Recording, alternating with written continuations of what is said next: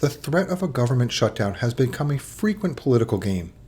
We managed to avoid one this time, but there will be shutdowns in the future. As a federal employee, you experience both the financial and emotional stress during these uncertain times.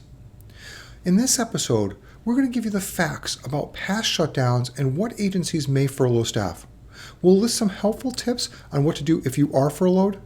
We'll prepare you with some potential things that you can do to prepare for the next shutdown.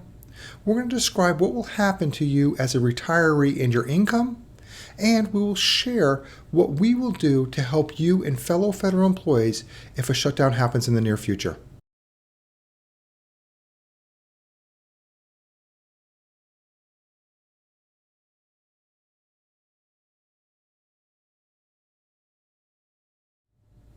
Welcome. I'm Ed Smith, President of Valor Wealth Partners, where we're dedicated to educating federal employees on your complex and often underutilized benefits.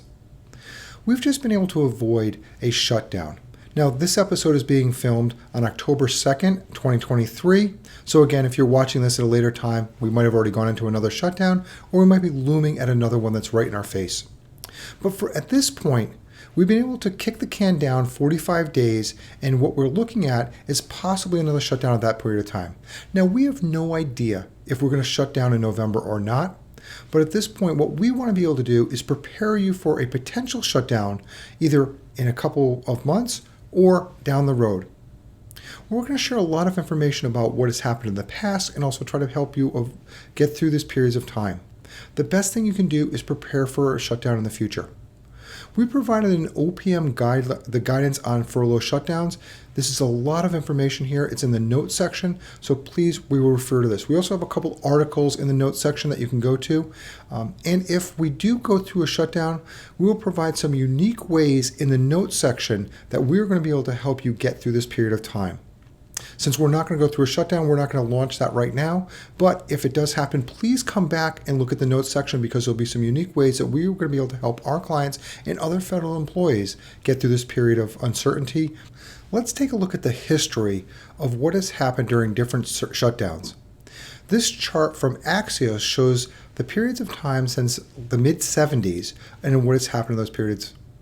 The most recent one was in 2018. It was also the longest one, which was 34 days. There was also actually 2 shutdowns in that year.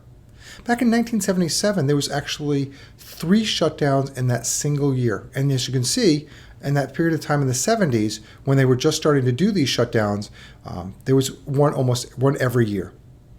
What we can see is that they're very infrequent when we actually get to a shutdown, but as you've seen in the past, we have these scares almost every year, and sometimes multiple times in the year as the political parties keep fighting with each other and not helping to try to be able to keep you employed.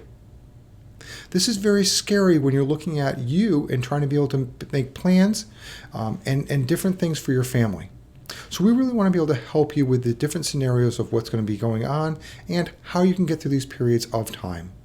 We found a really good article from Government Executive, and it had the chart of what different agencies are most likely to have shutdowns. So let's take a look at this right now.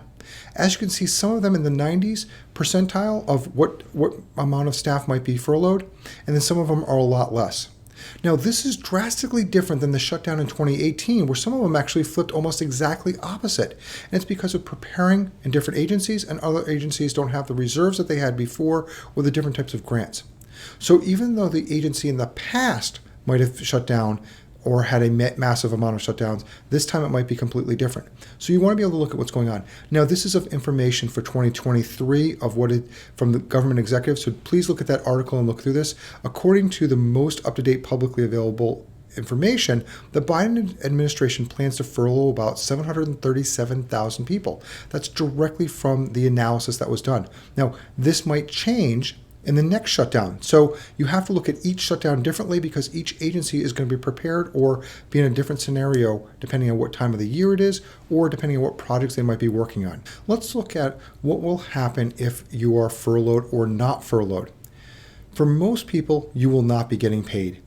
And this is very tough. So even if you are furloughed, not working, or you are considered essential and you are working, you're not going to be getting paid. But either way, when the shutdown stops, you will get the back pay for all of that period of time. So this is a very difficult time to be able to do this. So you need to be prepared and have reserves for these periods of time. Let's look at 2 big tips to help you get through a scenario if you are furloughed. The first is know your expenses. You have to prioritize your expenses in a way to make sure that you get through this in the best way possible.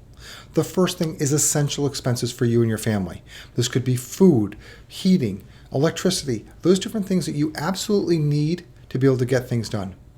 The next is your debt. If you miss payments on your debt, you could cause harm for many years as you've made damage to your credit report or your credit score. This could affect a lot of different things. This could affect costs, and it also could affect employment or other types of variable things. So the next thing is really looking at what debt and making sure it's paid. And the final is the discretionary things that you might be able to get by with. You're not going to like it. It's not going to be the best time, but cutting back on some of the discretionary spending at this period of time might be very smart to be able to get through this period of time, and so you can be able to do this. But again, focus on the essential. The next one's debt that could be affecting you on a long-term basis. And then finally, cutting back on some of that discretionary spending. The next thing to do is list any types of reserves you might possibly have. The first would be some type of non-retirement account that might be out there and available for you. This could be in a bank account. It could be in an investment account. If it is an investment account, we do advise you to reduce the volatility or risk on these types of investments to secure it so in case there is a drop in the markets, like happened back in 2018, that you don't reduce the amount of reserves that you might potentially have. The next thing we want to be able to do is look at the current availability of any debt that you have.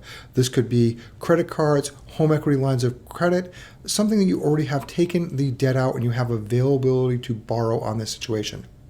Next would be getting a new type of loan. This could be either from a family member or maybe even a TSP loan that could be able to be a source of money. Just think about this though, that it isn't instantaneous. So if you are going to be asking family, they might have to free up some cash to be able to help you out, or a TSP loan could take a week or weeks before you actually get the money to be able to spend in those different areas. So just because you request it doesn't mean you get it instantaneously. And finally, if you need to, and this is as a last resort, take money out of retirement accounts, but be concerned because you might have early withdrawal penalties or you might have taxes that you have to pay on those different types of accounts. So again, know any type of penalties that you might have if you do take out of any type of account or any type of security that might have a penalty, like a certificate of deposit that you might have a penalty. So before you take any money out, know any dangers that may affect you. But again, list the types of reserves that you could potentially go to, and then prioritize which you would take out first as you start draining down your other reserves. Even though we've been able to avoid a shutdown this time, you have to be prepared for the next shutdown or the next scare of a shutdown so it doesn't cause emotional stress for you and your family. The best way to be able to do this is having a plan. When you have a plan, you know that you can weather the storm on different levels. There's a lot of different things you can be able to do here. First, like you did if you actually are shut down, is know your expenses. If you know your expenses, you know what you can go down to a minimal level. The next thing to do is make sure you have the reserves to cover certain levels of expenses for a period of time. For us, we categorize expenses into 3 different levels. The first is emergency reserves. Now, emergency reserves we generally use as debt reserves or maybe a credit card or a home equity line of credit where you can dip into these as far as an emergency situation. You can get to it in a very quick period of time and you don't have to go out and to go into maybe to an institution to get this. But a credit card, while it is not the ideal first place to do it, if there is an emergency, you can get instant access to this, like say your car broke down or something else you had to buy in a quick situation, a credit card will work in a pinch. The next level of reserve that we look at is what's called comfort reserve. These are reserves that are in a bank. Typically 1 to 3 months of expenses, not too much in there because you're not making a lot of money on these monies, but it is something you'll be able to go to. It's more of a comfort that you know it's there, but it's not going to get you for a long period of time. And the last is a catastrophic reserve. A catastrophic reserve would be something exactly like this. A shutdown in the federal government, maybe a medical situation, loss in other income, and where catastrophic reserves would be non-retirement accounts that you have access to, not too volatile, all right, or it might even be, like I talked before, like a home equity line of credit where you have a big reserve available, but it's not something you would generally use for that. It's easy to say, just have reserves. But what you have to be able to do is you have to build those reserves over time. So those happen when you're not in a shutdown or not in a stressful period of time. But when we're looking at a shutdown, this is a good time to be able to say, how should I be able to build those reserves? The first one is to cut some expenses or cut some of those discretionary expenses that you can cut out of your life to be able to build those reserves by something like that. Another way is to create more income, maybe a side hustle, a part-time job, or some other way to be able to increase your income. Now, those are easy to say, but what we really have to be able to look at is it practical that we're able to do them? Another area that we can be able to build reserve is to look at your long-term savings. You might be maxing out on the contributions to your TSP. And what was really important is to have stronger reserves so in case this happens again, or should I say, when this happens again, you have better reserves. So is it more important to have a big TSP when you retire, or is it more important to have stronger reserves so when the scare of a shutdown happens again, or an actual shutdown happens, that you have some reserves? So maybe reduce the TSP contributions to your match level, build up those reserves, and once you have sufficient reserves, then go back to putting more money towards your TSP. So those are some areas to be able to help building reserves and also how to look at reserves to be able to help you have a stronger financial future to be prepared for when this does happen again in the future. Let's take a look at how a shutdown will affect retirement income. Well, the good news, if you're already retired, Social Security, FERS, and CSRS will not be affected if you're already retired. But what if you've submitted your paperwork? Will this be affected? Again, good news here. OPM will continue work at the same manpower levels, so this means that if your paperwork has already been submitted to OPM, that they will continue working to process your paperwork and timelines shouldn't change. So that's really good things. However, if your paperwork is not in good order, this could cause delays because they have to go back to your HR, and if your HR is shut down, they can't respond to OPM, which means it will be stalled. You will still continue to get your interim payments, but you will be on them for a longer period of time. Now, what if you're looking at just submitting your paperwork? You're just about to retire. Now, what will happen at this point if you're plan to retire during the shutdown, then it will still go through at that as your planned retirement date. But if your HR is not working, they are not there to submit the paperwork to OPM. This will cause delays in the interim payments. It also, because you're considered retired, you will not be getting paid as a regular employee. So there could be some issues that you might want to be looking at if we were looking at a shutdown. Should you continue working or not continue working, meaning you delay the retirement? Now, if you're furloughed and you're going to be getting that paid, I would probably say getting your regular pay versus interim payments might be good because this could take a long period of time. Another thing you have to look at is with submitting retirement paperwork or the delay in here. Let's say the government is shut down like in 2018 for 34 days.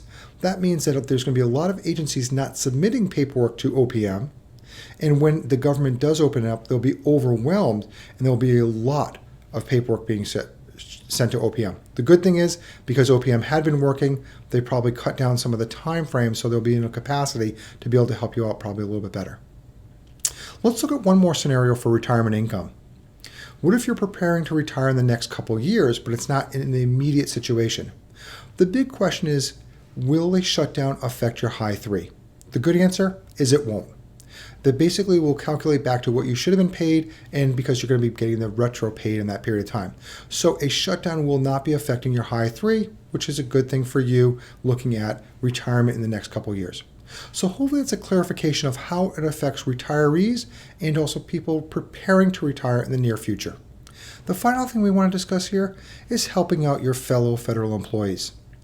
Now, we never want a shutdown to happen, but this is the time that we see the community of federal employees coming together and helping each other get through this really tough period of time. For us, we would delay any payments that are due on the financial planning because we want to be able to make sure that people are talking to us about this and not worried about payments. So we find in these stressful times, we want to have more conversations with clients to make sure that they feel comfortable that they're able to get through this, or if they need to strengthen up their plan, we look at all of their options to be able to make sure that this is here. Again, shutdowns, both financially and emotionally, hurt people, and we need to be able to make sure they're good. The other thing is, as a community, help your other federal employees understand what is out there and other programs that can be able to help them. Communication and helping one another will help us all get through these tough periods of times.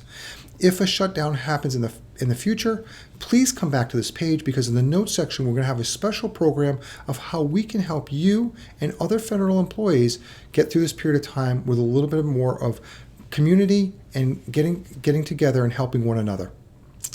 Thank you for your time today, and if there's any way that you can share this with other people that might be looking at this or you don't feel that are prepared for a shutdown, please do this, because we want to get this information out of ways that people can be prepared and get through a federal government shutdown. Thank you, and we look forward to helping you in the next video.